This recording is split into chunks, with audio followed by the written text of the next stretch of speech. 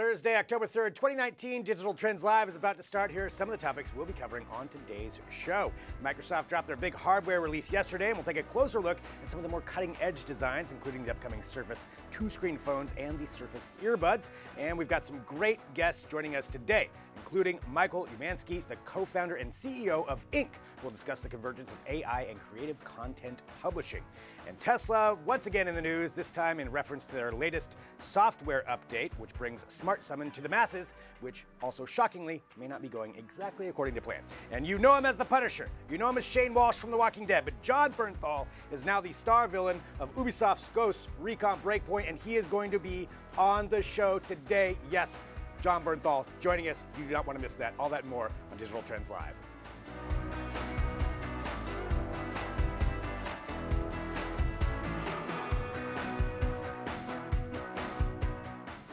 Yes, indeed. It is an action-packed show today. Yeah. Like seriously, it's action-packed. It's amazing. Real action star packed. Real action star packed. It is indeed. Hello, everyone. This is Digital Trends Live. I'm excited. Thanks for tuning in.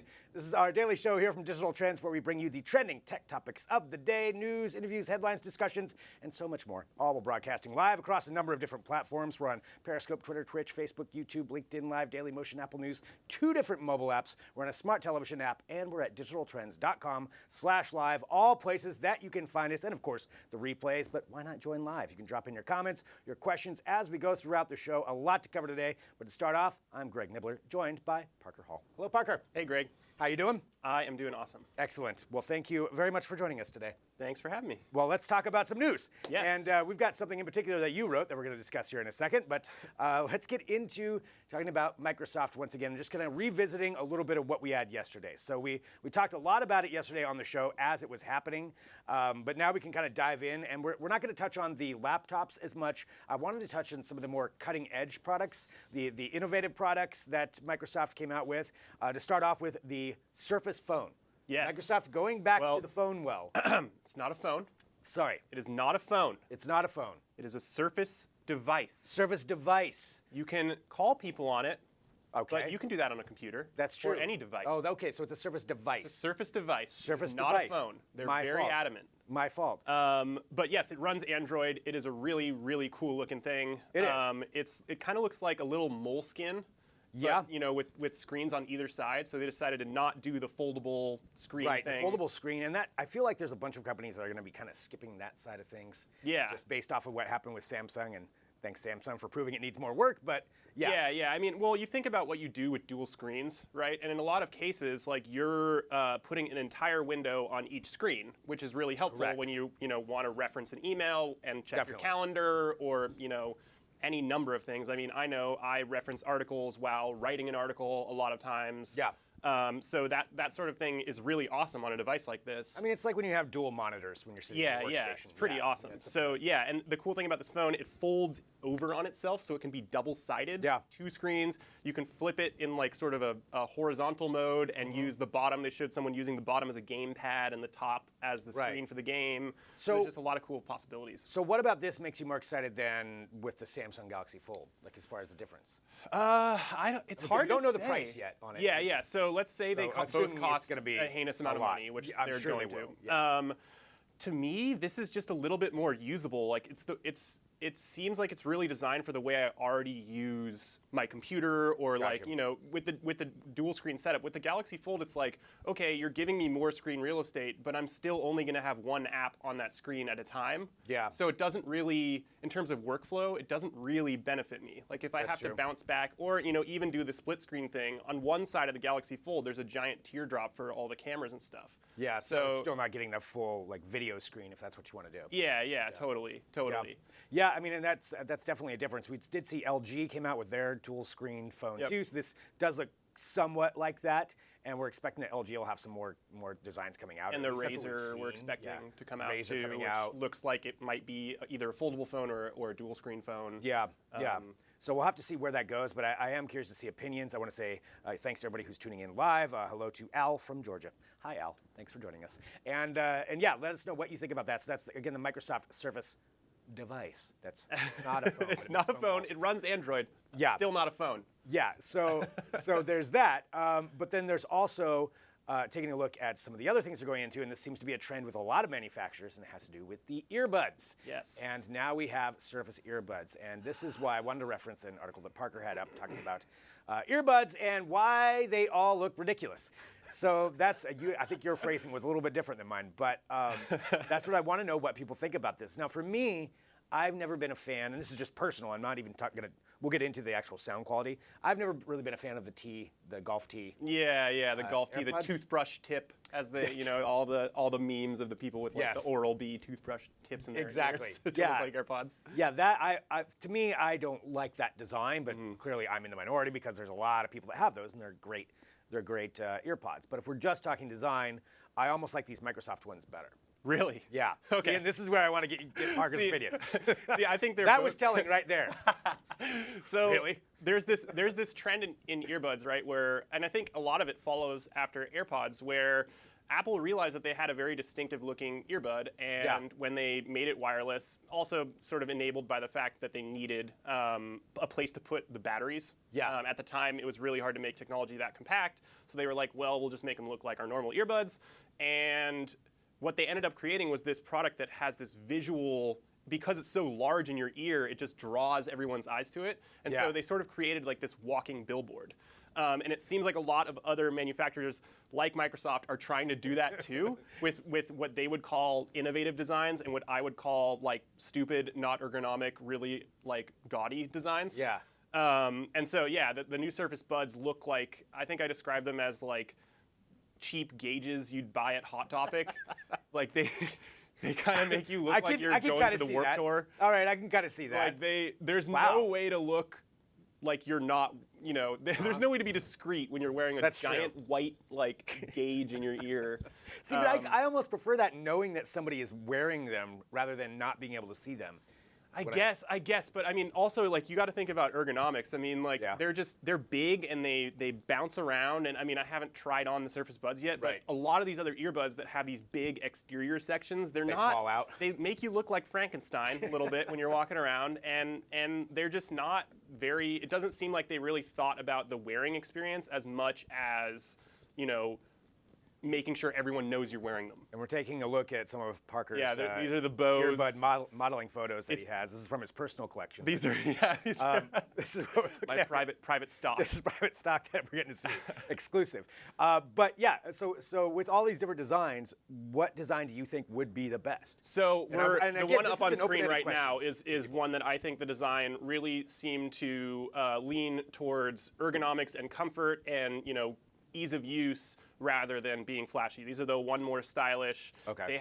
They're really sort of discreet black earbuds. You know, you can tell someone's wearing them, but they don't like jump out at you on the street. Yeah. And they design them so that they fit really well in your ears. They have a nice silicone ear fin so that it's really soft in your ears, and they're just really comfortable for everyone. And it seems like they put comfort and listening experience over flash, hoping that, you know, people who try them on and be like, these are great.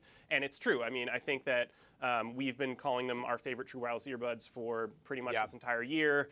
And then, you know, other earbuds that we've liked in the past, Jabra does a really good job of this. Jabra, I know that you guys like a lot. Yeah, they've really, like, and for the new Elite 75T, which we haven't gotten in yet for review, I think they employed something like 20 scientists and, like, they did 2,000 different studies of people's ears to make sure that their earbuds were like the most optimum in terms of comfort. Okay. And it seems to be a thing that, you know, after people are sort of getting to the end of their life cycle of their first pair of AirPods, they're thinking like, oh, these are cool, but like they're also kind of uncomfortable. Yeah. And they also don't have very great passive noise isolation because they don't have ear tips. And they also aren't waterproof. So I think people are like, I want to go to the gym. I want a new pair of earbuds. And that's what Jabra is hoping to capitalize on. Okay. Well, we'll have to see where Microsoft goes with theirs. Taking a look here, I'm curious to see how many AirPods have been lost due to their minimalist design. I mean, I would say that's probably the case with all of these. Yeah, they probably all can be lost. I mean, you know what's funny is like, I'm not sure if he's being facetious on that or not. Yeah. What's funny is I review so many of these, and I have yet to lose a single one. Like, they're actually, what's funny is you keep them in your ears as long as they don't fall out, which they kind of don't. Or at least they don't for me. Maybe it's just that I have very average ears. But they don't usually fall out. And the thing is, they give you a charging case with them, and that's where you store them That's where when you you're store not them, yeah. listening to them. Like you don't just pull them out and put them on a counter. You what I would pretty much always have the case on you because it's Yeah. so small. It's like a little piece of little floss pack. Right. So it's actually pretty hard to lose these things. They also have the Find Your AirPods app, so they'll like make a really loud noise if you lose them. You can find them. So that's really not that much of a concern, to be honest. In fact, like I would say that the more minimalist you can look for in terms of like the design of these headphones, if something's just goes in your ears and looks really comfortable, I would go that direction rather than something that's bigger and less comfortable. Well, let us know what you think about them. I mean, you can take a look there at digitaltrends.com, what you know about these. We've got our insights that we know so far about them that are up there, and let us know what you think about those designs on that. Okay, let's continue on here with Digital Trends Live. I know that it is now time for some Read 'em and Weep, where we take a look at some of the comments that come through across our many different platforms, and we address those comments directly to you right now. Look in his eyes. This is what's going on right here. So just look at him when you're typing. That's what you have to think about, and that's what we're going to do. So we do love it that people leave comments. It's always fun. So Zach on Facebook regarding the foldable Microsoft phone exists. Say hello to the Microsoft Surface Duo. Zune all over again. Dude, Zach, first of all, the Zune was great. I agree. Do not. I am 100% on board Come with on. this. I'm on Team Zune. Yes. The Zune was awesome. You guys. The Zune was great. You guys, come on. Remember how great the Zune was? Dude, I dropped It was that thing like almost a as good as million an iPod. times. It worked fine every time. It held like 30 gigs, which was a massive amount Dude. back then. Yeah. Yeah, Zach, I don't know what you're talking That's about. just a compliment. So if this is Actually, yeah. I think it is a compliment. Zune Great. all over again. Sweet. Yeah, we get more of it. All right, I'm good. I'm good with it, Zach. Zach Benicos. All right, thank you, Zach, for that comment on Facebook. That is what's going on here. I'm getting a notification, I believe, that the production staff at Digital Trends is not happy with me for that statement. I don't care. I'm really glad Zune's you're great. on Team Zune, too. I'm on team. There's not many of us. I know. You know? There's dozens. There's dozens of us. I'm not going to comment on beta, but I all right. know of one other person at DT who's also on Team Zune Who? and may still use a Zune. What? Will. Oh, Will. All right, Will's already awesome. All right, DeWitt, regarding this robot is installing drywall on its own. I wonder if God was as creeped out when he made man in this image as one is watching these robots. I have not seen this video. How have I missed this robot video? I don't know exactly what it is, but I'm probably gonna agree with you. I'm gonna guess that it's probably pretty creepy. There are a lot of creepy robots that are out there. We're gonna be talking about one later on in the show, a new airport robot that I find highly disturbing. But yes, I'm sure this would work. Although, you know what? If it's installing drywall, I could probably get over that. Oh, yeah, for real. I That hate sucks. that kind of stuff. It's not great. No, it's not fun. No. No, I've got a lot of work at home that can use some drywall. Send the robot over. Let it do it. We'll test it out for you. Be creepy in its corner, that's fine, Just put it over there. Put a I'm all sheet right with over it. Yeah, exactly. Don't look at the robot. I don't know why it's that accent, but okay. All right, Steve on Facebook. Regarding these glimpses of our celestial neighbors fill us with a sense of wonder. Space, CGI created, NASA improved. Oh, tell me that's a flat earther that we have on the show. Oh, I love those comments. We've been missing some of the flat earth ones. We've got a lot of space articles and YouTube videos that go up just kind of referencing different things. Flat earthers are my favorite. Do you think they're on the way out? Are we going to see another resurgence? I mean, I find it, I feel like they've been tamping down on fake news and like stuff that's really not true. What do you mean? Yeah. What are you implying by that? So maybe, I feel like they're going to go away. Okay. But it is funny. I think it is funny when people think that they're looking up at like CGI or something. Yeah, it's all CGI. It's a massive screen, all to trick you, Dale. All right, Steve, thank you for that. That comment on Facebook. Again, we appreciate everybody who comments. It's always fun. Sage, regarding think the floppy is dead, think again, here's why it still stands between us and a nuclear apocalypse. How the hell is a floppy still usable? Haven't seen a reader in 10 years. Dust will kill it, and space is not even enough for most pictures. How on earth are you fossils using these? That is true, though. I don't think that we're using them. I think that the computers that run our nuclear system are using them. Well, maybe they're implying that Digital Trends has a lot more power than, that's fine. You think we have the codes. But also, I trust floppy us. disks are pretty satisfying. You remember the click when you put it in? Yeah, it is. It is. You know it's in. That's true. Yeah. But yeah, that's actually true. There's a bunch of government facilities that still use that. But I think it has to do with some kind of security thing, and it runs like one task. Yeah. I'm sure there's a reason. They're not like, it's not like the military doesn't have enough money to get new computers. They just dial up on AOL when they're doing it. We got to send some nukes. Oh man, Hotbot's really slow today. How am I going to find what the weather is? Ah, dang it, reboot. All right. Powby, regarding the LG Z9 88-inch 8K OLED hands-on review, simply superb. The TV versus student loan, what to do. That is true. That's a fair statement. That is an expensive television. Ooh. It's like both 40 grand, 30 something grand? like that. Yeah, I mean, something where I just stop paying attention once it's like that high. I'm like, okay, whatever. But it's one of those things, like, it's like when you see a Ferrari, you're like, it's pretty though. Yes, exactly. Want that in my house. Please capture that for later Want use. that TV. Yeah. So. Have you seen it? Yes, I haven't seen it in person, but I hear that Neither have I. it's spectacular. But Caleb has told me that it's like the love of his life. Yeah, TV love of his life. I believe it. I believe it. But it's just priced just out of his range. Just out of his range. But one can still dream. All right, Read 'em and Weep, thank you. We love the comments that come through, and thank you for leaving those. This is always so much fun. Let's continue on with some trending news. We do have to get to this one, and it has to do with a report coming out about Google. And this started trending earlier today. Not a good look. So it's Google trying to train their facial recognition software. Now, big picture, we all know that there's been issues with facial recognition software in a lot of ways.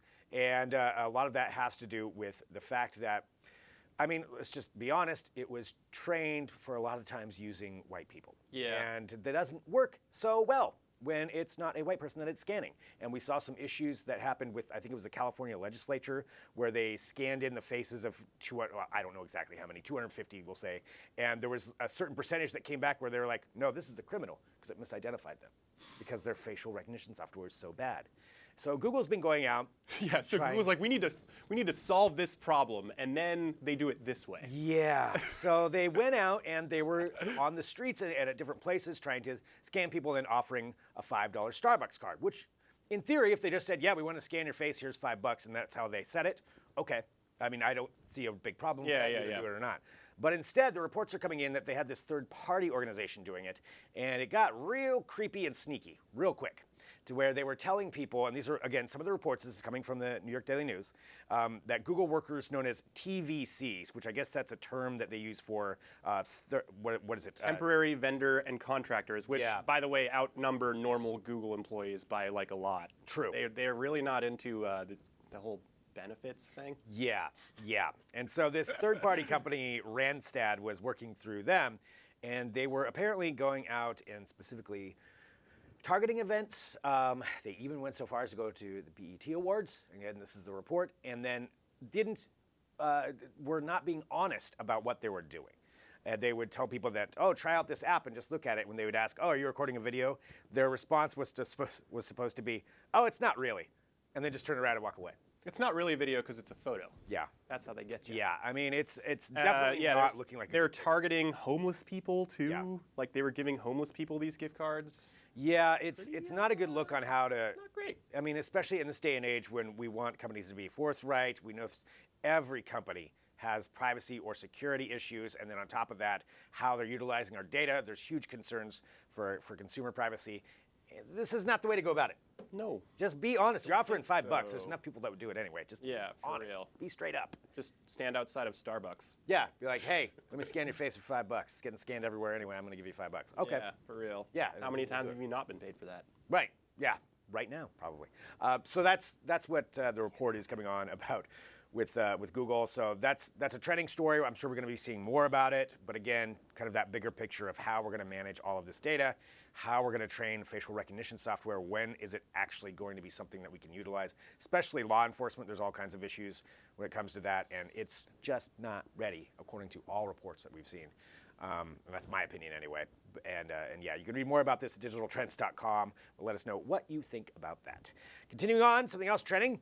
This is in New York right now. You can take a new form of Uber, and that is the Uber Copter. It had been available in a limited amount for super high-end users, but now everybody can take an Uber Copter in New York. Yeah, pretty awesome. We read an article where someone spent $200, got flown from the southern tip of Manhattan to JFK, and got a car to a hotel. Yeah, they apparently, if you do this, so if you're in the New York area, supposedly this is going to start showing up on your app. I haven't verified that, but I mean, this is what's going to happen since it's opening up to the public, to where they'll give you that end-to-end transportation. That's one of the things that Uber's been saying that they're working on. Yeah. So it'll give you a car ride to whatever tower the Uber Copter is in, and then you go up, take your Uber Copter. It's your Uber Copter. Take your Uber Copter to wherever it lands near the airport, and then you have another ride that's waiting for you that takes you straight to the airport. So pretty awesome, yeah. Pretty cool. And it sounds like this is, so the helicopter is like the big news peg, but the end-to-end transportation thing is actually a huge deal. And it sounds like this is the first time they've offered that kind of service to the general public. Yep. Which is pretty awesome. So they're talking about in the future doing things where like you get in an Uber to a certain place, and then it's like, hey, get out and take this scooter the rest of the way, like if traffic's really bad, or stuff like that, where it starts to think about getting you to a place in the most efficient way possible, rather than just like sitting you in a car and being like, all right, let's go. Yeah, let's get on out of here. It's pretty awesome. And that's something that they've been talking about, with the scooters, with all kinds of different things that they're doing. Yeah. So that's definitely going to be interesting to see how they roll it out and how they manage that. That's what Uber wants to do, and that's another big thing. Their whole platform is they want to be your one-stop app for everything, which is why Uber Eats is now rolling into the same app. You're going to see that. They're not a company that runs cars. No. They're not a car service company. Not at all. Not at all. What are you talking about? There's something else. Yeah, they're I'm not sure. Employees. But that's what you're going to see with Uber. You're going to see more and more and more and more of this. This is just one example, and I bet you see this Uber Copter service roll out in like Dallas for some reason. I was testing things in Dallas or Arizona, right? Isn't Arizona another place where they test like self-driving cars and stuff? They do. Yep. And their goal is to eventually have this thing called Uber Elevate, which is an autonomous flying taxi service, and they've got all kinds of things about where they're going with that. So that's what their goal eventually is. So taking a look at it right here, this is kind of how it would work. When they remove all the employees out of it, where they'd have these stations that you go to, and then Uber Elevate takes you across the city to wherever you want to go. Sweet. Yeah, I'm kind of down for that. Yeah. I would say this, like if you've ever been in New York, getting to the airports is kind of a pain. No matter what way you go, it's a pain.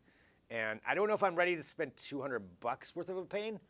But in a pinch, that's what I'm saying. Like if you're stuck, like if it's really bad and you need to get somewhere and you have some international flight that costs you $1,000, like you're gonna miss your and flight, you're gonna miss it and lose your like that's where I was thinking about it. It's like when you really need to get to the airport in a hurry, take it. I mean, because if you compare that to what a private helicopter probably was before, and I have no idea, I'm not in the market for that. But I'm gonna guess, it's several $100. Probably a lot. Yeah, it was maybe more than $1,000, that probably. You think? Yeah. To take one. Yeah. So for gas $200, alone is really expensive. That's true. Actually, for just a straight up helicopter ride, that's kind of a good deal. Helicopters are normally a lot more expensive. All right, now I want to go to New York. For many reasons. Okay, so that's what we're looking at, though. That is the Uber Copter that you can take now in New York. The last trending story that we want to get to, and then I know we need to get to our break because we have another edition of Work Life with Ciara Pressler coming up. This has to do with PlayStation 4 finally opening up and allowing more cross-platform play. So this is good for everybody who's a PS4 owner. Yeah, totally. They've been pretty reticent about letting you do that because their stance, I believe they even made a statement at one point that they believe PlayStation is the best place to play. So none of those other places. Yeah. And that's just not how it works anymore. Just a middle finger. You spend that much on a game, you want to play with your friends on whatever platform they're on. And so we're starting to see this roll out where it sounds like they're opening it up to developers. They did have the Fortnite side of things open up in a kind of a beta a while ago. Yeah. But now, you're going to get to see it in more games. That's great. Yeah, I think that's if you spend all that money on a system and you have the same game as your friends, it doesn't really make sense why you couldn't play with them, right? Exactly. Yeah. And honestly, it was probably, I would imagine they were finding that it was drawing some people to purchase other systems because those systems are open. Yeah. So especially if you want to play online games with your friends. Yeah, I'm glad that the industry pushed them to the point where they had to do this. Yeah, and they do with Google Stadia coming out with, maybe not Apple Arcade so much, but Google Stadia for sure. They have to have that open up. Yeah, it's just what people expect now. Yeah. Yeah. So you can read more about that at digitaltrends.com, just like all of our trending stories. And we have so much coming up on today's show. Before we talk about that, though, thank you, Parker Hall. Yeah, thanks so much for being here. This is awesome. All right. Coming up on the show in a while, I want to remind everybody, we have Jon Bernthal. Jon Bernthal is going to be on this show. I'm very excited about that. It's going to be cool. You should be excited too. But we have something else that's just as exciting coming up next. It is another edition of Work Life, our new segment here with Ciara Pressler, where we go through something that everybody kind of deals with in your life and how to handle it. And this one is how to figure out what you're worth, right? We've all struggled with that at some point. Like, what do I do here? Do I ask for more? Am I good? How do I get more? All of those questions. This is why she's the expert. She's going to come in and answer those questions. Won't be me. So stick around. Back here in a minute with more Digital Trends Live.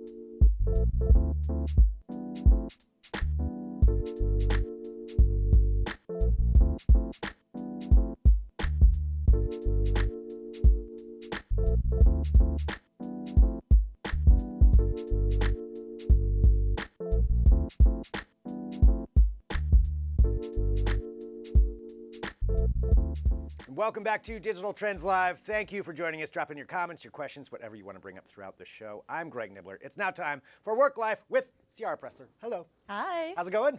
Great. I am excited for this one. Well, just like all of them.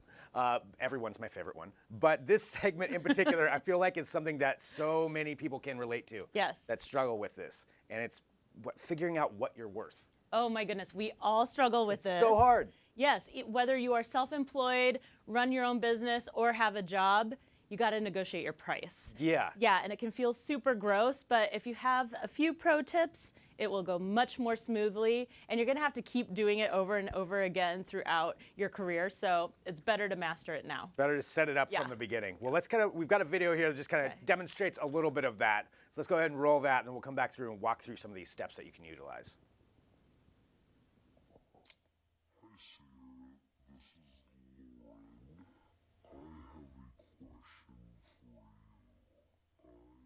All right. Well, the idea is, how do you figure out what you're worth? Yeah, I think he had asked about negotiating when you're going into a job. Yeah, right. Which is really hard because a lot of times it'll be like, submit your salary requirements. Yeah, and this matters even if you're negotiating for a raise or you find out you're not making the amount you thought you should. You know, you find out that your role is maybe worth more than what you're currently being paid. Right? But, you know, there are the basic tips to ask for the right amount, but you are always subtly communicating what you're worth. So the obvious things are, you know, if you're going in for a new job, you're going in for a promotion, you can comparison shop. Now there are so many tools online to find out exactly how much you should be paid, what are the comps for your current role, whether it's hourly, whether you're on salary. That's really important. But I want to focus on all of the things that are more subtle. Okay. Right? So there's that stuff we can Google, we can figure it out. Yeah, you can figure it out. That's 101. We're taking this to the next level. So you are always communicating what you're worth. And of course it can be, you know, the way you style yourself, how you look, but that changes by industry. What I want to focus on is some of the more subtle cues that you're giving all the time. So first of all, if you are in meetings, you got to own your place in that meeting. You got to get to the table and sit up front. I used to work for an agency where we would have an all-hands meeting all the time, and I would notice that the more junior people and sometimes the women would sit on the outskirts instead of at the table. Gotcha. Got to take your place at the table if there's a choice. Like, of course, you don't want to be a jerk, Right. and you don't want to take somebody else's seat if there's some politics in the office. But get in there, own your spot. If Get you up have, front. Yeah, absolutely. And when you have a chance to speak up, you have to speak up. Gotcha. Okay, Yes. so don't sit there and just hang in the back when they ask if there's any questions. You have anything to contribute. Be the person that's doing that. Absolutely. You Okay. don't want to overdo it, but Right. say what you have to say. And when you say it, don't end your sentence in a question mark, because that suggests that you're not really sure about what you're saying.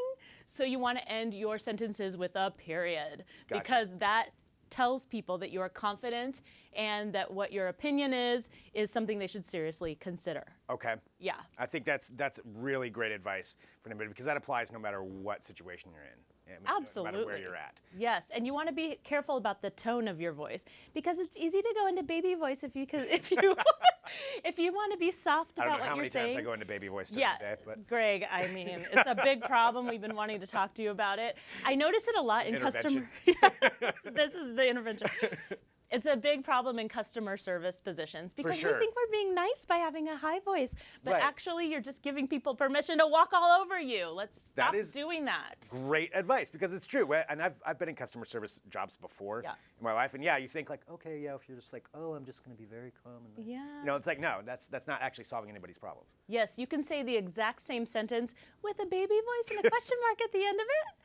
And you can say the same exact thing with a Yeah. period at the end of it. And it's not being mean, and it's not Right. being brash. It is being clear, and that is being nice. And that's definitely showcasing what you're worth. It's showcasing, Absolutely. that self-confidence. Yes. So we're walking through some of these. So we just talked about, the meetings, how you speak, what your tone of voice is. Right. What are some other big tips? There is a phrase that is floating around now that we all say to soften what we're saying, that is, I feel like.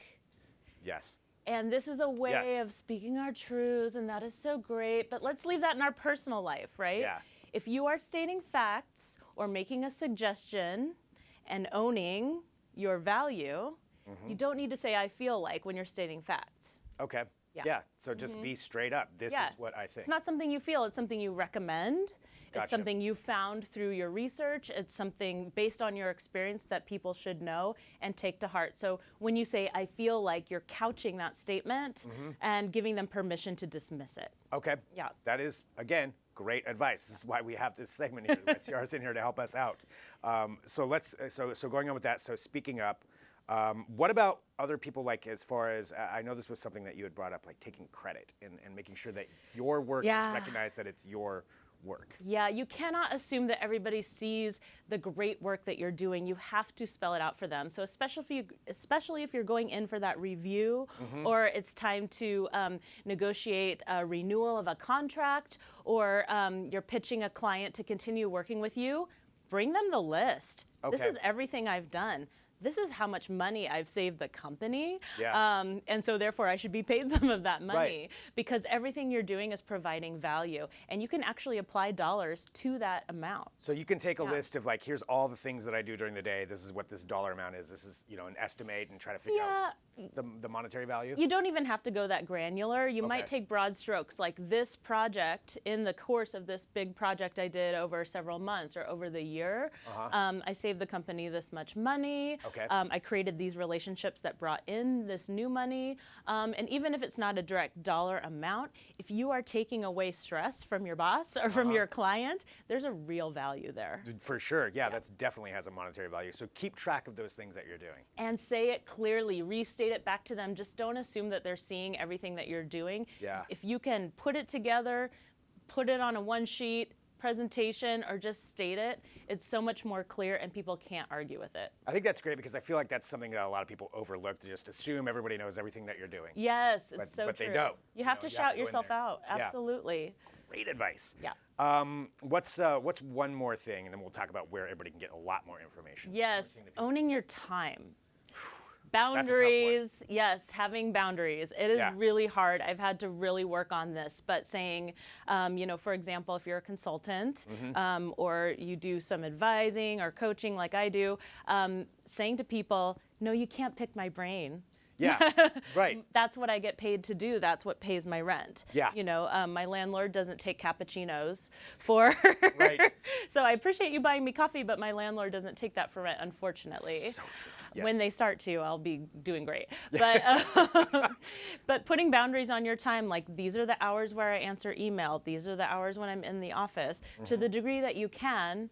People don't expect you to be answering your phone at 2 a.m. unless you really are in emergency services. I do have clients who answer emergencies and have to be on call if something big hits, but most of us are not really dealing with that. Yeah, to where you need to be doing that. That's so important because that's managing your own time and also your business time, as well. And this is the value of what I've got. Absolutely. The last thing I want to say is that time spent working on yourself, on your career, on your business is an investment. It's not time taken away, and it's time that's going to ensure that the rest of it works that much better.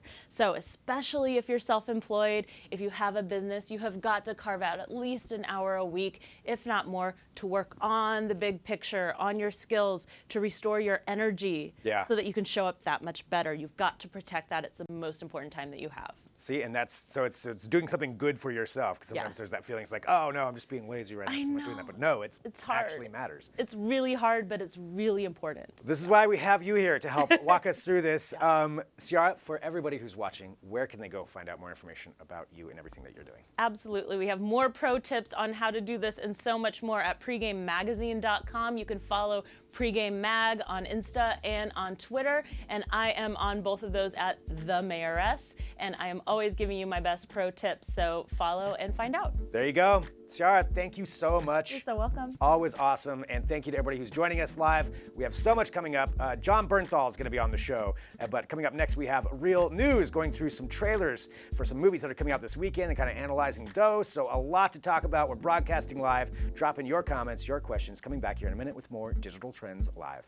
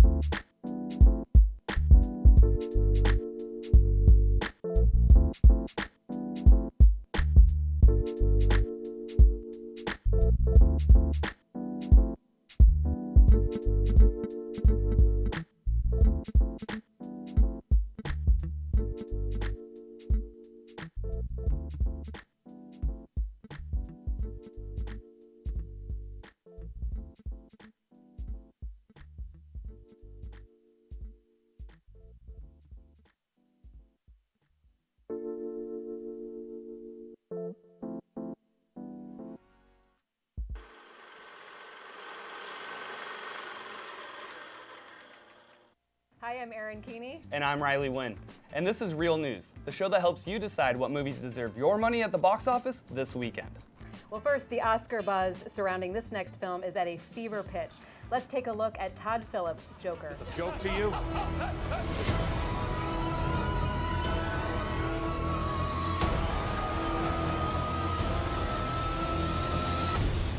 Murray, one small thing.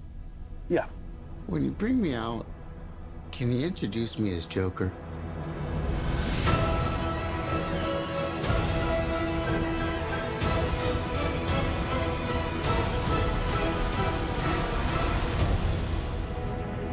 Send in the clown. So this is the origin story of Batman's most infamous arch rival. Joaquin Phoenix takes the title role as failed comedian Arthur Fleck, who not only lives with his mom, but also has a day job as a work-for-hire clown. He has a lot going on. Yeah, some therapy needed there. Well, a lot of accolades already for this film. It took home the Best Picture award at the Venice Film Festival, and a lot of Oscar buzz too for Joaquin Phoenix. This might be the year that he takes home his Oscar for this role. Certainly, he's been nominated a few times before. Phoenix is just the latest in a long line of Jokers, as we know. Cesar Romero, Jack Nicholson, Jared Leto, and of course Heath Ledger. But Phoenix said he didn't look to those past Jokers for his influence. You know where he looked for his influence? Where did he go? To The Wizard of Oz.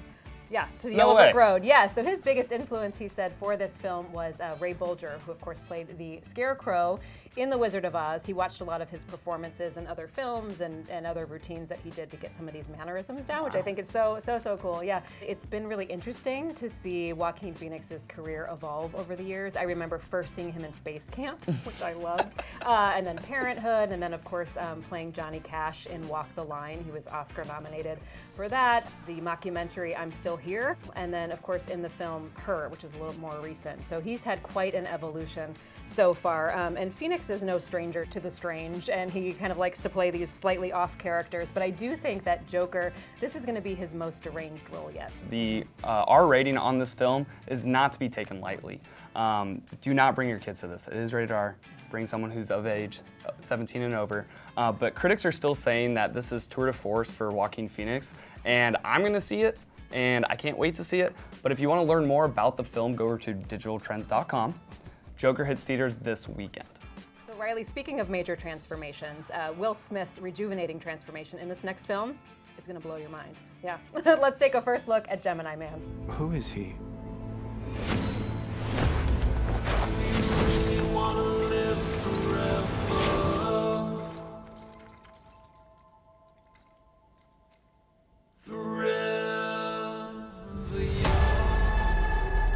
I think I know why he's as good as you. He is you. 25 years ago, they made you from me. They chose me because there's never been anybody like me. We have to end this right now. You have all of his gifts without his pain. You made a person out of another person. Then you sent me to kill him. Will Smith is playing an elite assassin that finds out the younger, clone version of himself is trying to kill him. Pretty crazy, right? Whoa. It gets weirder. Okay. Will Smith plays both the 50-year-old and 23-year-old version of himself. That's incredible. Double pay, I hope. Yeah, that's incredible. And I think we're thinking, how on earth did they do this? Well, this is never before seen technology that they're using in Gemini Man. Of course, we've seen, de-aging and things like that before in films. You think Robert Downey Jr.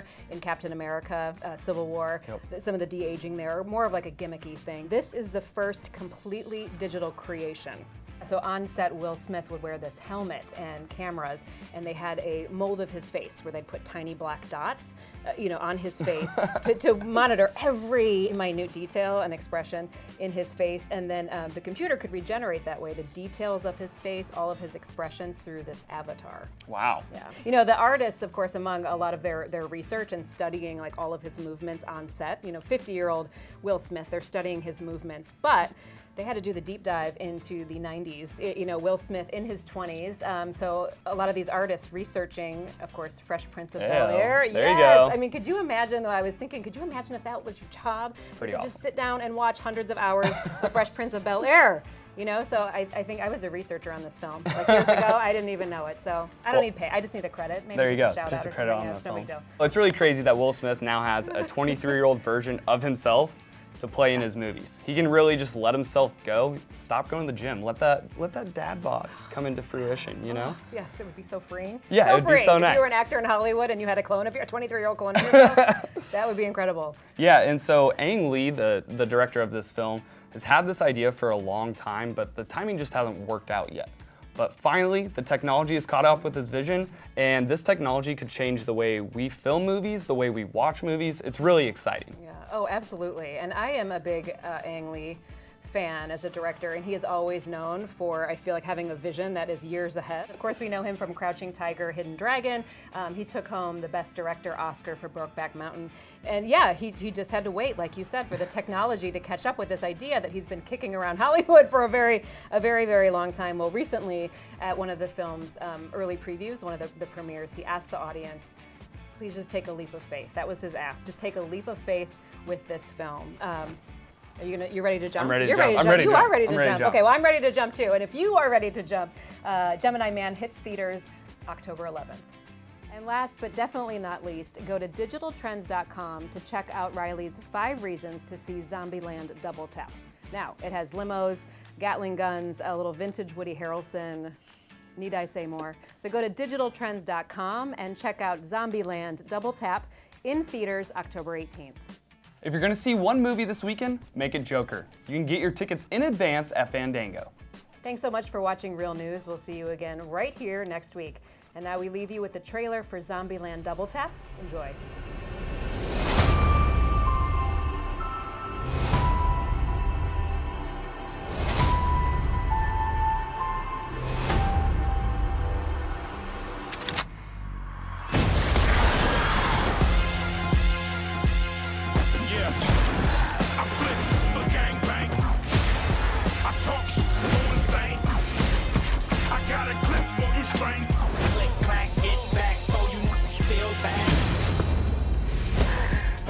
Hey, Possum Ape. Sorry, just you in that chair. I think I would have made a damn fine president. You would have brought a real dignity to the office. You're welcome, America. Welcome to Zombieland. Life is about more than just survival. We were a family. Dysfunctional, sure, but what family isn't? Merry Christmas! What would you like, little girl? I'd really like for you to stop calling me little girl. Do you know what I would like? I don't give a shit what you... It felt so good to be on the move again. Whoa! Oh my God, I'm so sorry. Hi, I'm Columbus. Madison. This is Tallahassee. Hey, Paul Blart. Is this your dad?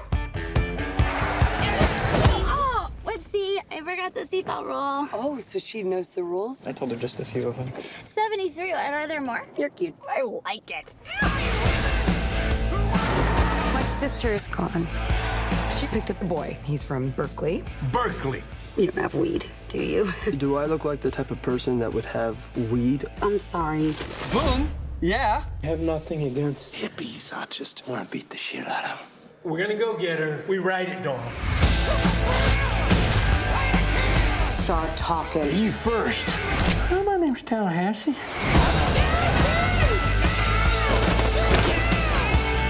Die, zombie! Light 'em up!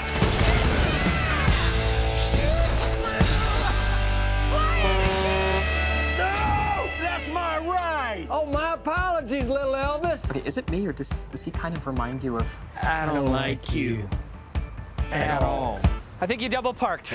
Or more perpendicular parked. Hope we don't get a ticket. What is going on here? What? Hello, everyone. Am I hallucinating?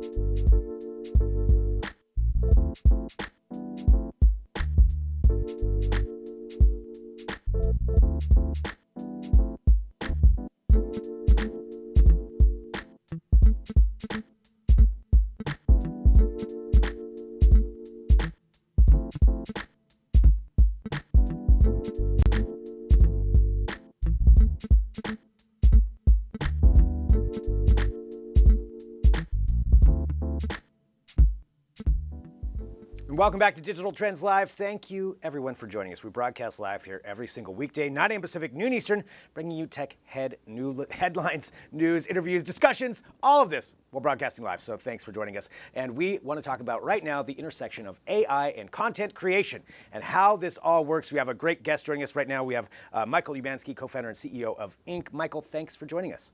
Hey, thanks for having me. So let's walk through a little bit, if we can get a backstory of what Ink is, and then go into this new intersection and how we're utilizing AI in these different aspects. Yeah, so Ink is we're calling it a content performance optimization platform. Okay. The concept behind it is being able to really help organizations and companies alike, and really focusing on writers, be able to control their own search destiny. And so it really comes back to that intersection of this art and science and this new era of writing tools. And so we actually have a search engine optimization company, and really learned the hard way that while we were writing really great searchable content, we really needed to understand how to write in the great tone and voice and the creative aspects of writing. And so we did a really interesting study with a large agency, ad agency. And what ended up happening was we came back with this assignment and said, hey, this is the most searchable content for this product category. And they said, oh, that's great, but you don't understand our tone, you don't understand our voice. And it was kind of like a light bulb moment for us, where we realized that there needed to be this kind of intersection of search, where the art came in and so did the science of what the search engine was actually looking for. And that's such an important thing for anybody out there who's ever worked on a website in any way, shape, or form. And we're, in particular, we're a publishing company, and it is. There's a lot of delicate balance in between those things, because you have algorithms that are reading for certain keywords, and it's much more expansive than that, of course. But if you boil it all down, searching for certain key things, but you don't want that to just be looking like a robot wrote something. You want that creative aspect in there, and that's what brings people back to your content. That's a difficult thing to do. So let's kind of talk about the technology a little bit, about what's come up now versus, say, a couple of years ago, that's allowing you to do this in a better way. Yeah, so it's super interesting. I'm not an expert in AI, but my partner Alexander is, and so he really built our AI model. But really, in the simplest terms, what's happened is Google released a product called RankBrain. It's how they rank content today, and it's really an interesting thing. It's a neural network, and so what we've really done in the simplest terms is we've created like a CAT scan, like a CT scan of Google's RankBrain. And it's our own semantic engine. And what it allows us to do is dissect any key phrase or keyword that you want to compete for, and gives you an opportunity to write in your tone, write in your voice, but then be able to leverage our insights that are doing real-time competitive analysis, and basically help you create the best possible ranked candidate by looking for all the other things that are trying to rank around those keywords or key phrases, and then bring it back into the platform. So that's great. So it helps out those people to understand, get a better idea, I guess, of what it is that they're looking for when it comes down to it. So taking this, let's talk about some more real-world applications of how this can actually work out. Like, say, for small businesses or a smaller web company, or somebody who's publishing some things, but they're not competing with the very, very high-end companies that have massive reach and exposure. How can they do that? How can they use this software to kind of get a little bit more on par with that? Yeah, so we're putting Ink out there for free, and the reason why we're doing that is we look at this as really kind of democratizing the access to this information. And so we believe we can help small, medium-sized businesses, freelance writers, and just anyone that really wants to be able to compete on the web by leveraging this platform. And so the idea is it's really like the writing process. If you think about it, you've got to research what you want to write for, research the keywords you want to rank for, write it, publish it, and then ultimately measure what that content's doing. And that's a really hard thing to do, to really understand how am I doing from a performance perspective. And so our goal is to put this platform out into the web, give it away for free, let people use it and learn and get the insights they need. And then ultimately they'll be able to come back and as we build the platform out further, be able to get the true ROI of where their content is going. And so by optimizing content and then measuring it, we think that everyone will have a chance to compete on the web. That's an interesting business platform on your own. I have to ask about that. So you're releasing it for free. How do you monetize this? Yeah, yeah, exactly. Love that. So, you know, that's we saw a couple things. One is performance is one of those things where it's just, if you think about the way people write for the web, they use things like Word, they use the CMS editor, and performance is not any part of that at all in any way, shape, or form. And so what we saw is there's an opportunity to create kind of a new web standard and give this away for free to writers. And but then as we expand it, as we kind of create this standard, we'll be able to give deeper insights and create back-end platforms where writers, small companies, large companies alike will be able to then come in and use a dashboard, if you will, on the back end where they can actually see the value of that content. And then the other things that we'll be doing are adding deeper insights around our AI. So looking at things like headlines, deeper integrations into CMSs. There's just a lot of places that we can go, and we've got a huge innovation map of where we're going with the product. But at its core, it's a really, really robust writing platform that can give you the insights you need to rank. That's great. That makes sense as far as, adding in all those different values later on, because there is so much that goes into it. And there's no way to overestimate it. I mean, there's just so much that goes into SEO and understanding how that works. And it's constantly changing too, because you have to be able to adapt to it. So looking at it from that standpoint, how do you see this all working in, say, like 5 years from now with this further integration of AI, its exponential growth? How is this going to change how people publish and post their articles? Yeah, so it's crazy. I saw a stat the other day that said, I think Google changed like 3,000 times last year. It's insane. I believe it. 5 years from now is really hard to look ahead, but what I would say is what we've done is we've written our own semantic model that can help mimic what Google's looking for. So we're not like changing with them every single day in terms of like having to recode, if you will.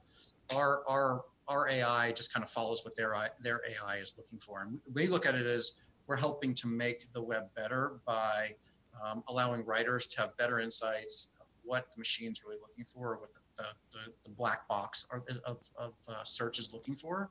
And I think as we move into the future, our philosophy is just to continue to hone our AI models to just continue to offer those that same level of same value of what the engines are going to be doing themselves.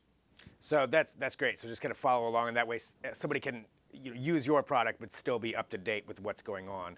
100%. Like our thing was we didn't want to build a platform that every single day we had to recode everything that was doing. We thought that was not a really great use case for us. So we built this semantic engine that just basically mirrors or continues to scan what Google's doing, and as they change, so do our models to go along with it in real time. Well, Michael, for everybody out there who wants to utilize this product, and I believe you just launched, if I have that correct. Did. Yeah, on a couple of days ago. So for people who want to get involved with that, what's the best way for them? Yeah, so we did just launch. It was hunted on Product Hunt by one of our friends who's an SEO guru, Rand Fishkin. He's just a rock star in the SEO world. And the best way to go ahead is you can go to inkforall.com and you can download the product for free. And it's available there. We've got thousands of users using it now, and it's been a crazy good week for us for our launch. Well, congratulations on the success of that, and clearly this is just the start of things. Sounds like you have a whole roadmap for all of this going forward. Best of continued success, and thanks for joining us here on Digital Trends Live. All right, thank you so much for having me on.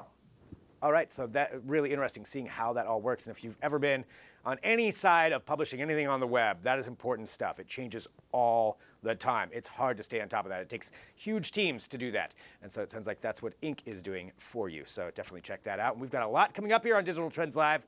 Jon Bernthal, he's going to be here. He's going to be on the show. We're going to be talking to him. You do not want to miss that. And you don't want to miss what's coming up either, because we have some more news, some more trending headlines. We're going to fill you in on some things. We've got another interview talking about the customer interaction and how that's changing with AI. So a lot to talk about. Stick around. Back here in a minute with more Digital Trends Live.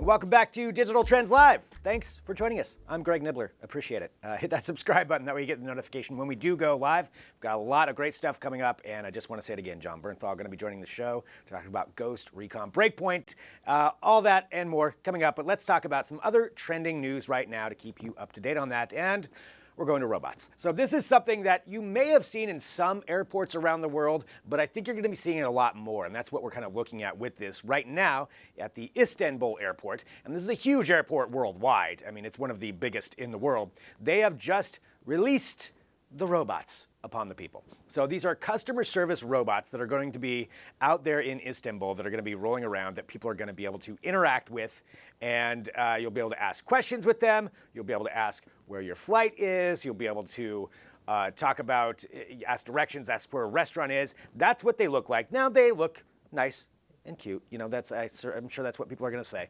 But don't be deceived by that. But that's what they look like. So these are going to be rolling around everywhere. They've got, again, the little kiosk there. We can ask them questions. They speak a number of different languages, and you're going to be able to see these all over the place. And this is one rollout of these kinds of robots. So there's what they're using there in Istanbul, but you've got other airports that are utilizing them as well. You've seen them in London. To a certain extent, they have some different kinds that are there. Paris, Japan, of course. Tokyo's got some kind of variation. And I think that this is where we're going to see the future of this intersection of AI and robotics, in physical robotics that are running around an airport. And actually, this could be pretty helpful. And you know how hard it is when you're having to run down to try to find some sign that'll tell you if your flight's on time. If they had these things rolling around, maybe it would be easier. Maybe it wouldn't. I don't know. Maybe you'd trip over it. But that is something that Istanbul's rolling out, so they're definitely doubling down on it. They've got a whole bunch of robots that are going to be rolling into their service, into their airport, and that's what you're going to be able to see. So again, this is just the start of this. Another huge push in robotics that we're going to see when it comes to customer service is coming up with the 2020 Olympics in Tokyo. We've got articles going up about that. I mean, there's so much happening with it. But this is just the start of robotic assistants being out in the public space. Maybe before long we'll have our own Jetsons robot at home. We'll see where it goes. Check out that at digitaltrends.com. All right, let's give you a couple other trending stories to talk about that we're going to bring you up to date on. We're going to talk about a gadget. This is a gadget that's trending at Digital Trends right now, and it's a drone. It's not the first drone to be able to do a couple of these things, but it is one of the best, at least according to Drew Prindle here at Digital Trends, and it's the Skydio. So this is a competitor for DJI, and what this drone does is it follows you around and will film whatever you're doing. Now again, it's not the first time that we've seen that kind of thing. So this is an autonomous drone that can fly around. It'll follow you based upon your signal from your phone or signal from the controller that you can get. And it's full on classified as an unmanned aerial vehicle. And the Skydio 2 is essentially what it's called, is able to do this. And the way that it actually works is it will follow you around. It'll film what's going on. It will be able to showcase, what you're doing, and it's really great if you think about it for the future of filmmaking and how that's going to work and what you're going to be able to do. This is something that really could help out a lot of people. It can film in 4K. We've got a full review at digitaltrends.com that you can take a look at. And it's priced at $1,000. And it's available for pre-order starting today. So you can take a look at that there and you're able to utilize it. So again, this is the Skydio 2 that you can see at digitaltrends.com. They said it'll fit anywhere that you can carry a 13-inch laptop, 4K, HDR, 3.5 kilometers of wireless range. So pretty huge. And if you think about it in a bigger picture, that's where we're going with a lot of these drones and a lot of the ability to film pretty much whatever you want. And you can take a look at that at digitaltrends.com. All right, the last topic that we're going to talk about here, and we're going to be having our interview coming up here shortly. This has to do with the Tesla Smart Summon. So this is a rollout from Tesla, an update that Tesla is doing. And here's how it's going to work. So this rollout came out to everybody who has a Tesla, and this version 10, version 0.10 is actually what it's called, software upgrade that lets drivers utilize the Smart Summon feature of these cars. Now, some people already have these, and some people were able to use them before. But this is taking a look now at some of these videos that are being posted of people utilizing the Smart Summon feature. And it's not working that great. As you watch, this guy is having the Smart Summon come out of his garage, and it crashes into the side of the garage. Now, when you have a very expensive car, that's not what you want it to do. This is, again, we've seen this before, and the whole idea of this is where you could be in a parking lot, you can press a button, you can have the Tesla show up and actually move through the parking lot and come to you. But on Wednesday, and that's today, the U.S. National Highway Traffic Safety Administration, the NHTSA, said they'd received reports about the feature and that it was causing accidents. So this is kind of what we're looking at right here. That guy's car is totally scraped up. And there's other examples of this, and they actually did roll out some footage like showcasing some of the updates that it can actually do. In addition to this feature, there's other updates with video games you can play when you're parked. If that's what you want to do, sit in your Tesla and play video games. Great. You know, that's an added one. But with the Smart Summon and the NHTSA getting involved, this is a huge issue because what we're seeing is a lot of companies trying to get to the point where we can have full autonomous cars. And this is definitely a big step. There it is showcasing how it can drive through a parking lot, get to the person. So if you've never seen this actually work, the way it would actually be is you'd have a phone, you could hit a button, and your car will come to you. And in theory, not hit anybody, not hit anything. And that's something that you know, obviously we want that to be the case. Where it's not going to be hitting anything. But this update is something that, you know, when it does actually, like now, when it's fully out for everybody to use, this is when we're starting to see where some of the issues are. So issues so far, hitting cars, hitting other cars. That's not going fast. So I don't think there's going to be a whole lot of, you know, luckily it's not going too fast. So that's not going to be a huge issue. But the fact that it is having any issues is a big concern. And it means that we're a ways out from getting these fully autonomous vehicles. It's just, I don't think going to be something that we're going to be getting for a while. You have to have these tests. Everybody's going to have to go back to the drawing board right now to figure out why that's happening, even just a little bit. And that is something that I think, you know, we're going to see more and more federal scrutiny, as it even says right there on our screen. We're going to see more federal scrutiny of this. We'll see what happens once this report comes out, but the National Highway Traffic Safety Administration is looking into it and trying to figure out what's going on. I wouldn't be surprised if there's an emergency update or something gets rolled back on this, but that's where we're at with Tesla right now with the Smart Summon feature as that updates. Let us know what you think about that at digitaltrends.com and fill us in on your thoughts about that. All right, let's continue on with the show because we have a lot here at Digital Trends Live, and we like to bring you up to date on everything that's going on in the world of tech. We like to have interviews with people at the forefront of that, and that is what we're going to do right now. We have the CEO and founder of Gladly. We have Joseph and Celie. Thank you so much for joining us here. Good morning. How are you? Doing great. Thanks for being here on the show. I want to make sure that we're getting through here. So, Joseph, let me just ask you this. If we can get just a basic explanation of what Gladly is and what caused you to found this company and what your kind of goals were to begin with, and then we'll talk about where we're going from there. Absolutely. So we started Gladly to really make customer service radically personal. You've probably all had this experience where you contact a company, they never know who you are, that you can't talk to them across different channels, and it's kind of a mess. And we started it really to figure out how can we help companies have the same kinds of very personal, empathetic conversations that we have in our personal lives. Like when I talk with my wife, I see her in person, I talk on the phone, we chat, we're on SMS. It's very seamless. And so we're helping companies basically deliver that same kind of experiences, but in the context of a relationship with a company. So folks like JetBlue or Toomey or brands like that, that's the kinds of folks we're helping.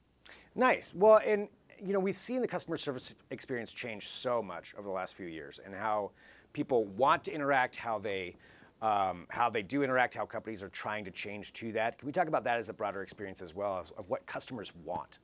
Yeah, I mean, it's clear that the world has changed. Mm-hmm. The way we communicate as consumers is very different than it was 10 years ago. So, we spend more time on modern messaging channels than we do on voice. It's very rare for someone to answer the phone today. And we all prefer that. We prefer to be on SMS or chat or WhatsApp or Facebook, et cetera.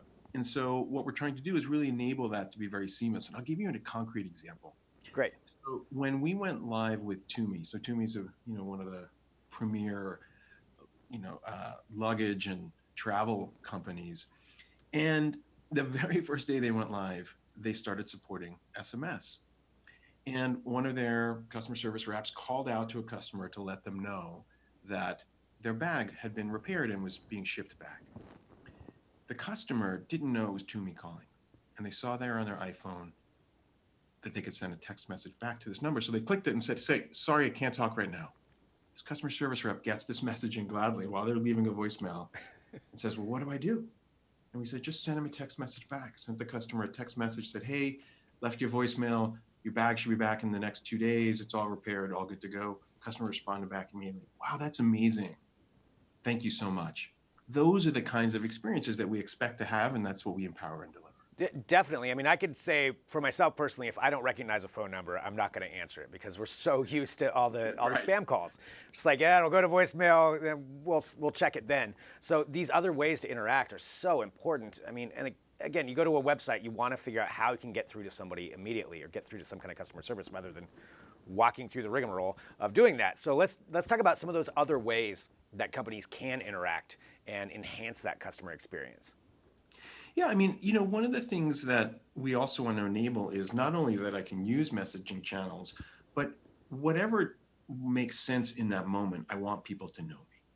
So in the case of JetBlue, whether you call or on a chat, there's just one lifelong conversation now that happens between them and their customers because of Gladly. And, example of that was a customer, this was a few weeks ago during the hurricane, was on chat, they were communicating, they needed to change some flights. They ultimately moved to a phone call and they were really nervous. They said, hey, if I move to a call to finish this transaction, do I have to start all over again? Right. That's such an issue. Right. And so what we enable is this idea that we have one conversation that happens around this person, independent of channel. So they can go from chat, and then if they pick up the phone, a crew member now at JetBlue, they see that whole chat history. So they can say, oh, I can see you were just chatting. It might have been a different crew member, but I can see this whole chat history because it's just the next thing that's occurring or the previous thing that occurred in the conversation that happened, just like you'd imagine in a modern messaging platform. And I think that's transformative because customers feel like now companies know who they are. They're not asking you to repeat and recap. It's all about the person and that lifelong conversation that happens independent of any channel.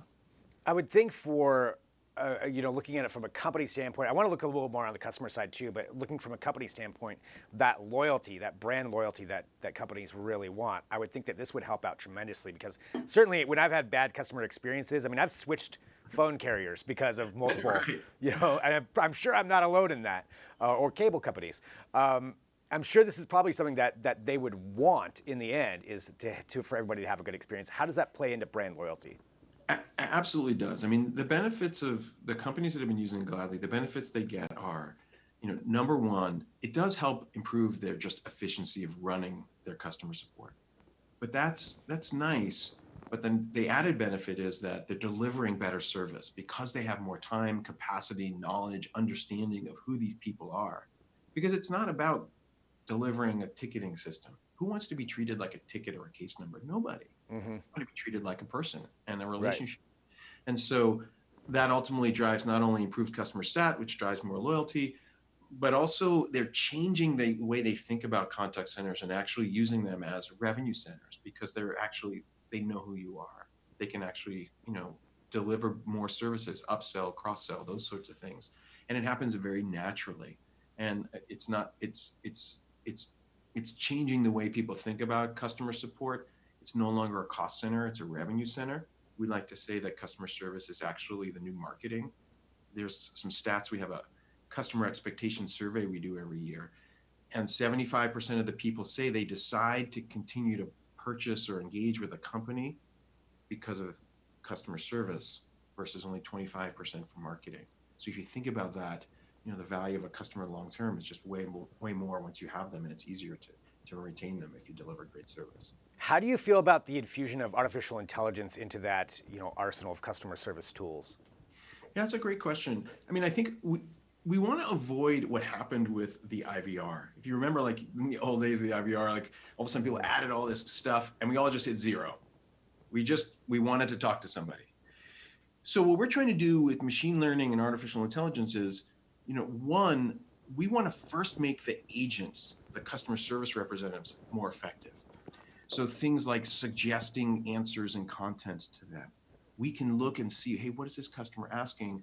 This is probably the right answer. And if we can be right 50 to 75% of the time, the agents love us. If you're only right 50% of the time with the customer, they don't. They're not happy, right? So we've really invested a lot in saying, look, let's make the agents, or like to say the heroes behind the scenes, more productive by leveraging machine learning, artificial intelligence, suggesting answers, categorization, those sorts of things. And let's make sure the kinds of self-service we deliver is stuff that the consumer is happy about. So for example, we have something called Sidekick, which enables people to find answers on their own. And 40 to 50% of the time when offered that as an option, customers choose it and they're happier. But you have to make sure that it's accurate and it delivers on their answers. It's not a gate to getting help. When it feels like a gate, it's really frustrating. That is so accurate. Yeah, 100%. If it's just answering basic questions, I almost prefer interacting with something like that. Something that's intelligent, it's like A, B, C, boom, got my answer. But if it's something more in depth, you want to be able to get through, and you don't want to have to go through all of that to get to the point where you can talk to somebody. And we want to take all that history of what you did when you're doing the self-service with you, so that when you do engage with a customer and gladly, they see all that history of like, hey, you searched for these 3 answers, you read these 2, you're asking a question. Don't give people the same answer that they just found on themselves. So keeping all of that context, making it all centered around a person is also super valuable, even in the self-service world. Well, I think you are preaching to the choir of everybody here and everybody watching this, because we'd all like better customer service experience. So gladly sounds like you're at the forefront of that. For people who want to know more about what you're doing and learn more about your platform, where's the best place for them to go? Gladly.com, GLADLY.com. Nice and easy. Well, yes. Thank you so much for joining us here today to talk about this. Really, really great conversation, and looking forward to more smooth customer service experiences going forward. Sounds great. Thanks for having us on. All right, thank you. All right, and thanks to everybody who's watching live. Again, this is Digital Trends Live. We broadcast live every single weekday, 9 a.m. Pacific, noon Eastern. And I want to thank everybody who's joining us, but you're going to want to stick around, because coming up next, we have Jon Bernthal on the show. Yes, Jon Bernthal going to join us. We're going to talk about the newest Ghost Recon game. We're going to talk about his role as the star villain in that, and so much more. All that's coming up. We'll be back in a minute with more Digital Trends Live.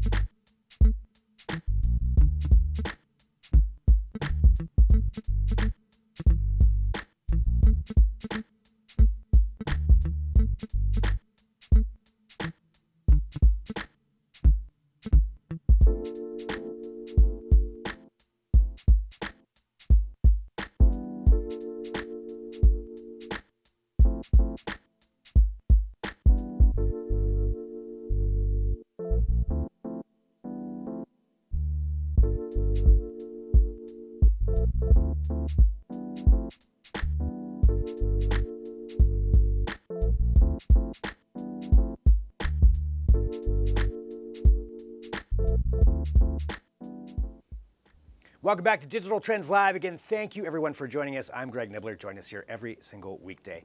And we have a lot to talk about right now because coming up on October 4th, Ubisoft is releasing the latest in the Ghost Recon series. And our next guest, you know him from The Punisher. You know him from The Walking Dead. You know him from the upcoming The Many Saints of Newark and the star of the new Ghost Recon release. We have Jon Bernthal. Jon, thanks for joining us.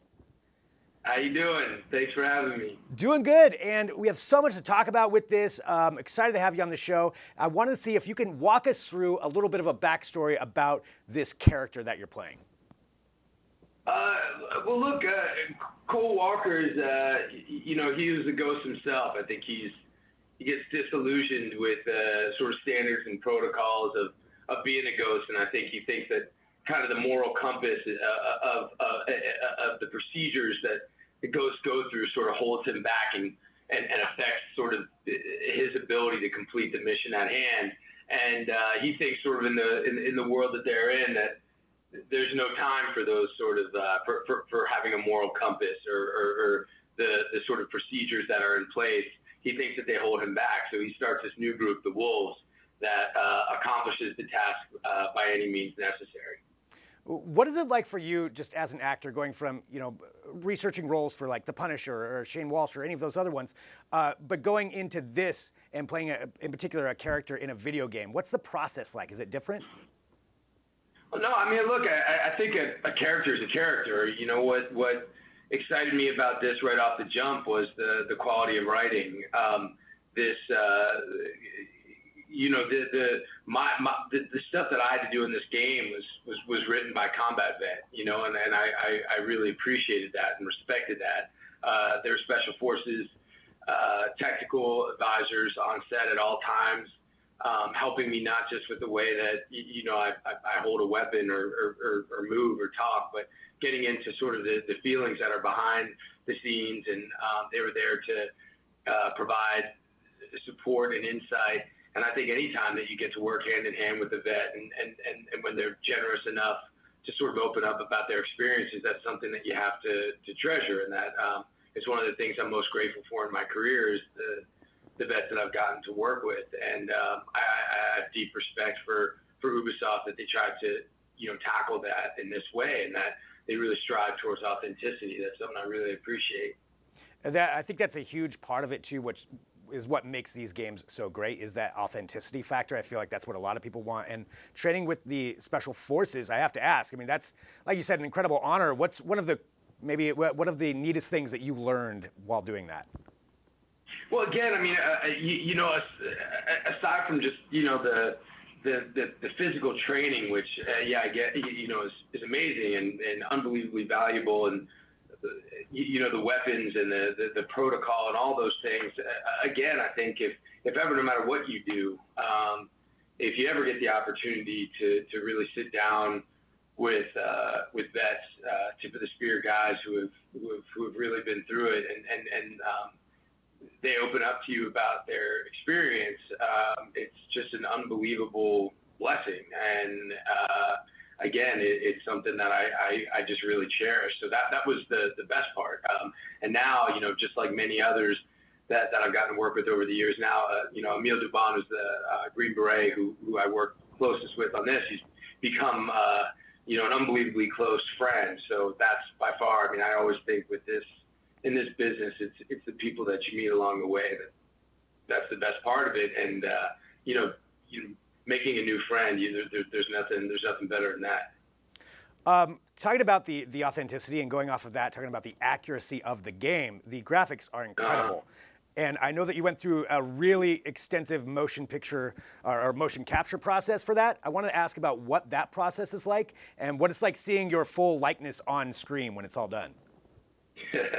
Well, I'm not a big fan of seeing myself, even in mocap. I thought maybe I could sort of tolerate my big old nose and my giant ears on mocap better than I can on film and television, but it was equally as revolting to me. So, but the process of it, man, was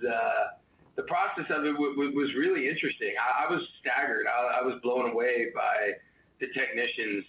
There's so many people that work on this game all over the world. And the thing that was made apparent to me right off the jump was how passionate they are about the game, how much this means to them.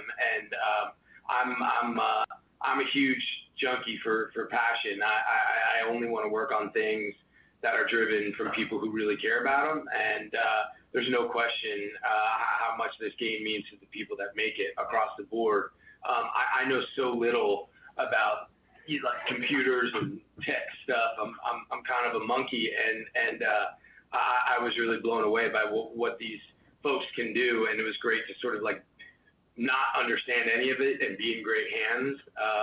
And the process, the actual process of the mocap was really fun and rewarding. The acting in that world was really rewarding. The process I really enjoyed. Doing it in one take.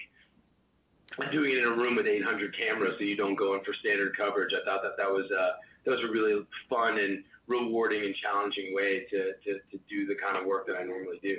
It's got to be an interesting experience. I mean, and talking about it from the video game standpoint, you've played so many different iconic characters. I just want to ask this, like in the video game itself, in Ghost Recon, which of your past characters do you think would do the best?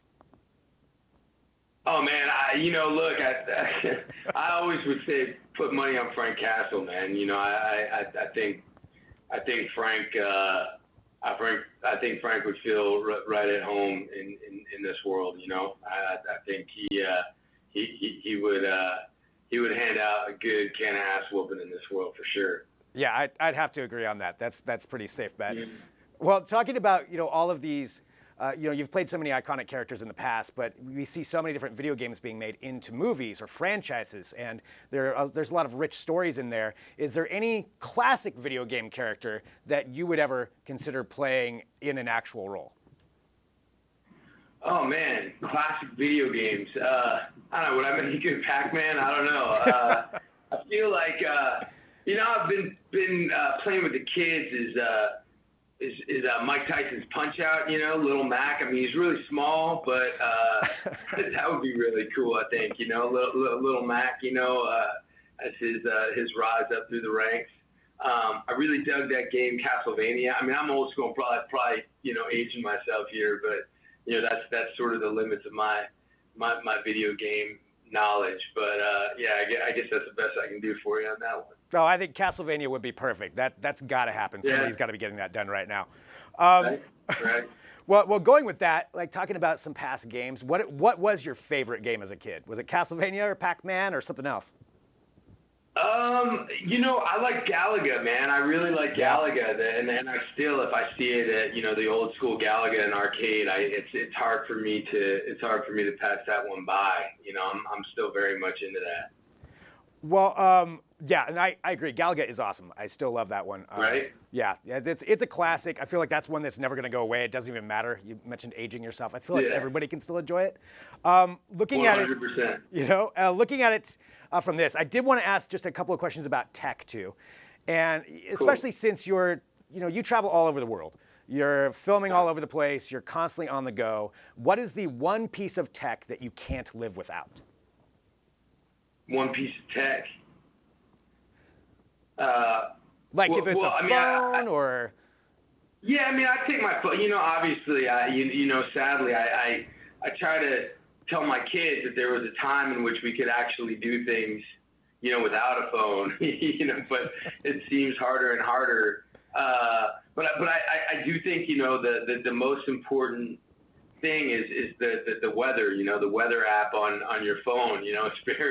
It's very important, and I am very grateful for that, because you never know what the weather's going to be like in different places. And it used to be that you'd have to call the weather, but it would be very hard to call the weather in different spots. I think that phone, you just type the old city in and get the weather. I'm pretty into that. Okay, there is controversy when it comes to weather apps. We've had debates about this. Which weather app do you trust the most? I just use a good old weather on my iPhone. I didn't even know that there were. It seems to work really well. I've never had any problems with it. I love it. Yeah, good old weather. Okay, you don't Google what's the best weather app then, because there's huge debates about that. Okay. when it comes What do down you to it. like? What's your favorite weather app? We just found out about one called, I think it's called Dark Sky, that one of our people here, Drew Prindle, was telling me about. That's actually pretty accurate. That one and Weather Underground. That's another one I would recommend. Okay. Yeah. Okay. This sounds pretty bleak, dark skies. All right. I know, cool. right? All right. That's what I thought too. Maybe he was just tricking me. I don't know. But Weather Underground, definitely. Yeah, I would go with that one. Okay, a couple other questions here, and I know that we got to let you go, and I really appreciate you having some time here with us. Oh, all good, man. Yeah.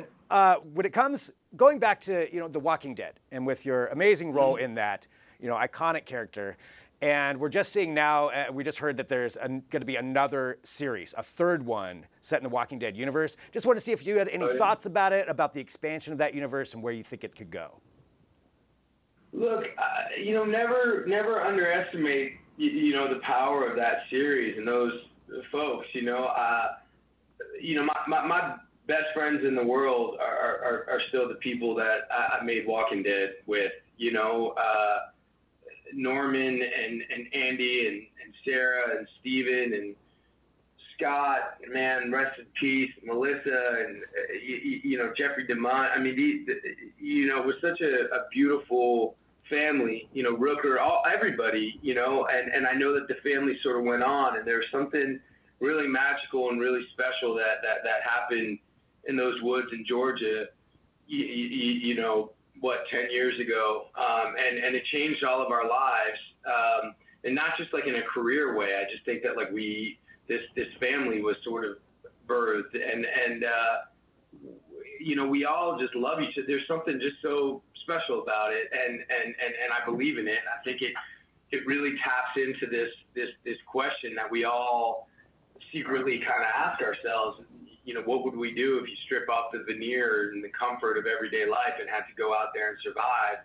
And the kernel of that question is something that I think lives in all of us. I think that's why the show has sort of reigned supreme for so long. So I'm not surprised that they're doing another one. I just for me, when I think about that show, I just think about the family that it sort of afforded me, and the Walking Dead family, and I just love all those folks so much, and good. I'm glad. Because I think you're right. It taps into that primal fear that we all have of you're just let loose in the wild and things are trying to attack you.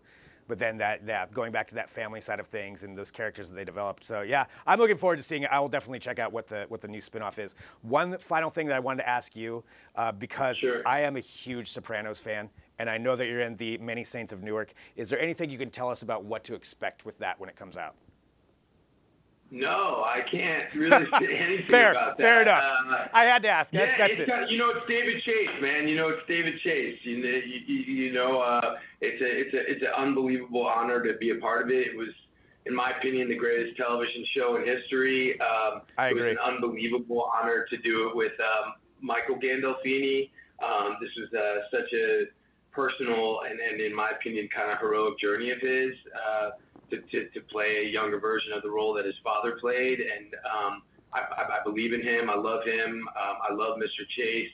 A great cast, Vera Farmiga. I mean, just like great, I really hope people dig it. And it's unbelievably humbling because it's just, you can never, I can't say enough good. The best part for me, honestly, about being in that movie and the process of doing that movie is being able to go back and rewatch the show and living with that show again, because it's just so freaking good, man. So I just really hope people dig it.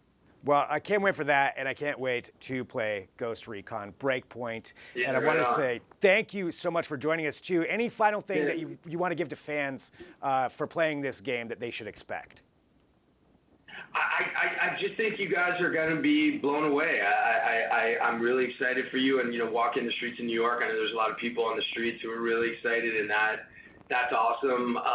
I really enjoyed this process, and it's just really well done, and I hope y'all have fun playing it. I hope it ignites your imagination, and I'm grateful to be a part of it. Well, Jon, thank you so much for taking some time to talk to us. Really, really appreciate it. And hopefully we'll talk to you soon. All right, that was Jon Bernthal right here on Digital Trends Live. How awesome is that? Talking about Ghost Recon Breakpoint. We got to cover a lot of stuff. I did have to ask about The Sopranos. I agree with him.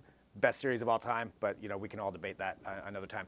But thank you everybody for joining us. This is Digital Trends Live. We're live here every single weekday, 9 a.m. Pacific, noon Eastern, and you never know what's going to happen. That's part of the fun of this show. We have 90 minutes or so of tech headlines, news, interviews, and discussion. So hit that subscribe button, share the show, let other people know about it, and join in with us. This is interactive. You're a part of it just as much as we are. Let's kind of go back here. We've covered so much. Let's take a look at what we talked about at the very beginning of the show. We had Parker Hall in here. We covered some of the news about the Microsoft Echo Pods and some of the differences between some of the other competing brands. You can take a look at that at digitaltrends.com. Ciara Pressler in here for another edition of Work Life. Ciara is very smart about what she does. Take her advice and make sure that you check out that whole series. Some really great stuff that we can all take advice from. We had Real News with Aaron Kenny and Riley Wynn talking about some trailers that are coming up. You can take a look back at that as well. We had Michael Umansky, the co-founder and CEO of Inc., talking about that convergence of AI-powered content with creative content and how we can manage SEO. It's actually a pretty fascinating interview that we had. We have Joseph Ancinelli, the CEO and founder of Gladly, talking about customer service. You know what? Customer service sometimes sucks, and it looks like they're trying to figure out how to get around that and how to improve that experience. And, Jon Bernthal on the show. Ghost Recon Breakpoint. It comes out tomorrow. We've got a review that's going to be going up on it as well as an article, I believe, about this interview too. So huge thank you to everybody at Ubisoft and Jon for joining us on the show, and really, really appreciate it. And thanks to everybody who's a part of Digital Trends Live, and that is you who are watching. So we appreciate it. We'll be back tomorrow with more Digital Trends Live.